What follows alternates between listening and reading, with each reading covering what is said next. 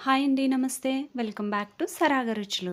ఈరోజు మన వీడియోలో టేస్టీగా హోటల్ స్టైల్ కొబ్బరి చట్నీని ఎలా తయారు చేసుకోవాలో చూపించబోతున్నాను. ఇప్పుడు ఒకే రకం చట్నీ కాకుండా చట్నీస్ అనేవి డిఫరెంట్‌గా చేసుకుంటే మనం తినే ఏ బ్రేక్‌ఫాస్ట్ అయినా చాలా టేస్టీగా ఎంజాయ్ చేస్తూ తినేయొచ్చు. మనం రెగ్యులర్‌గా తినే ఇడ్లీ, దోస, వడ, పెసరట్టులోకి ఈ చట్నీ టేస్ట్ చాలా బావుంటుంది. లేట్ చేయకుండా ప్రాసెస్ చూసేద్దాం. స్టవ్ మీద బాండి పెట్టుకుని 2 లేదా 3 పచ్చిమిరకాయలని ఇలా తుంచి వేసుకోవాలి. 2 స్పూన్ల పల్లీలు వేసుకుని పల్లీలు దోరగా వేగేంత వరకు ఫ్రై చేసుకోవాలి. పల్లీలు ఎక్కువ వేయించేస్తే చట్నీ టేస్ట్ చేదు వచ్చేస్తుందండి.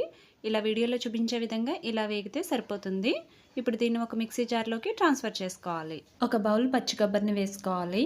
2 వెల్లుల్లి రెబ్బలు, హాఫ్ టీ స్పూన్ జీలకర్ర, రుచికి సరిపడగా సాల్ట్, కొద్దిగా చింతపండు, 1 ఇంచు అల్లం ముక్క వేసుకుని మెత్తని పేస్ట్లా గ్రైండ్ చేసుకోవాలి.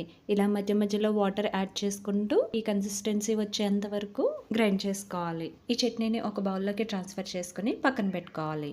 ఇప్పుడు తాలింపు వేసుకుందాం. స్టవ్ మీద బాండి పెట్టుకుని 2 టేబుల్ స్పూన్స్ ఆయిల్ వేసుకుని హాఫ్ టీ స్పూన్ మినపప్పు, హాఫ్ టీ స్పూన్ ఆవాలు, హాఫ్ టీ స్పూన్ జీలకర్ర, 2 ఎండుమిర్చి, కొద్దిగా కరివేపాకు వేసుకుని తాలింపు దోరగా ఫ్రై అయ్యేంత వరకు వేయించుకోవాలి.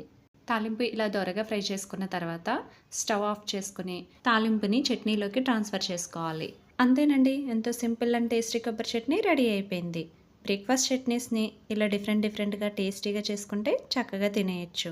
సో మీరు కూడా ఇంట్లో ఒకసారి ఇలా ట్రై చేసి మంచి టేస్ట్ని ఎంజాయ్ చేయండి. మరిన్ని సింపుల్స్ రెసిపీస్ కోసం సరాగా రుచులు ఛానల్ని సబ్స్క్రైబ్ చేసుకోండి. Thank you for watching.